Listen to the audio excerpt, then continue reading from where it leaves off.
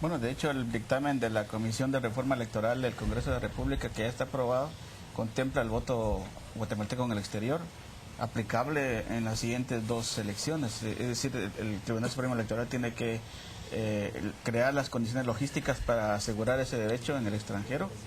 Y generalmente se tiende a pensar que, por ejemplo, en el voto venezolano en el extranjero es caprilista en ese caso.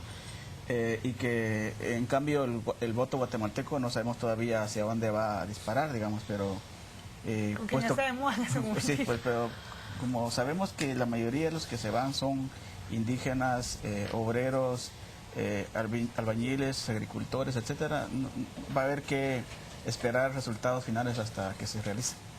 Si hablamos de el próximo periodo presidencial del presidente Chávez y lo equiparamos o lo relacionamos Guatemala-Caracas, el primer mandatario que felicita a Otto Pérez Molina cuando triunfa en las elecciones es Hugo Chávez. El presidente de la República, ahí por marzo o febrero, externó que efectivamente el gobierno no tenía problemas en entrar a Petrocaribe. ¿Podemos esperar un mayor acercamiento hacia Caracas, un distanciamiento, o cómo está la cosa ahorita? Bueno, en principio ambos son presidentes, independientemente de las ideologías, ambos son presidentes electos por el voto democrático, por soberanía popular al final, y entonces no debiera de haber ningún problema en relacionarse en los puntos importantes que sean de interés. En el caso de el intento que se hizo de entrar a Petrocaribe durante el gobierno de Álvaro Colón, es posible que la supuesta tendencia socialdemócrata de Álvaro Colón haya generado desconfianza entre algunos actores en Guatemala sobre una posible relación con la Venezuela chavista, y en ese sentido me parece que Otto Pérez Molina tiene mayores posibilidades, porque nadie sospecha de que Otto Pérez sea socialista, comunista o lo que sea, de llevar a cabo este proceso. Sin embargo, pues habría que ver efectivamente qué es lo más conveniente para el país en su momento. Álvaro. Yo creo que, tal como iniciamos esta conversación, en Guatemala existe un sesgo antichavista terrible, ¿verdad?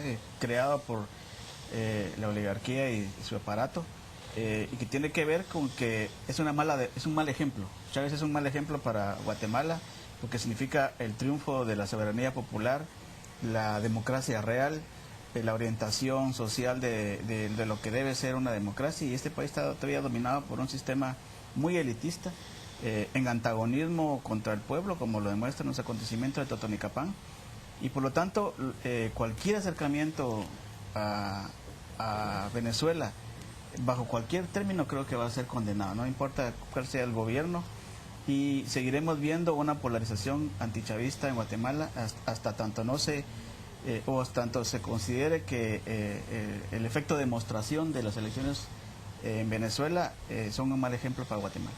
Pero sin embargo el propio Capriles reconoce que el sistema electoral venezolano es transparente y garante. Hay una variación de la estrategia derechista en ¿cómo se llama? En Venezuela. Recordemos que la estrategia de la oposición en Venezuela siempre había sido aislarse y ser antisistema. De un tiempo para acá han variado su estrategia y ya no les conviene seguir en esa polarización, digamos, antinacionalista que tenía la oposición, y conviene sentarse a disputar los cargos pulso a pulso, cuadra a cuadra con el gobierno venezolano. ¿Será en efecto que este sesgo, qué opina Hugo, antichavista que existe en Guatemala y en muchos otros países del mundo, es realmente creado o nace por la insostenibilidad de algunas políticas aplicadas por Hugo Chávez? Bueno, miren, naturalmente América Latina vivió durante mucho tiempo pues los efectos colaterales, o en ocasiones efectos muy directos. Tal es el caso de Guatemala de la Guerra Fría, y por lo tanto la polarización y la desconfianza que existe es natural, independientemente de la eficacia o de la ineficacia o de la sostenibilidad o insostenibilidad de las políticas de Chávez. A mí me parece que mucha de esta polarización también tiene que ver con elementos muy subjetivos, particularmente desde el gobierno chavista, y tomo como por ejemplo lo que decía Álvaro ahorita, el referirse, digamos, a la oposición como una derecha antinacional, una derecha que defiende intereses extranjeros, pues no necesariamente es lo más cercano a la realidad, ni tampoco es lo más tampoco es el tono más conciliador o más facilitador, digamos, de apertura al diálogo.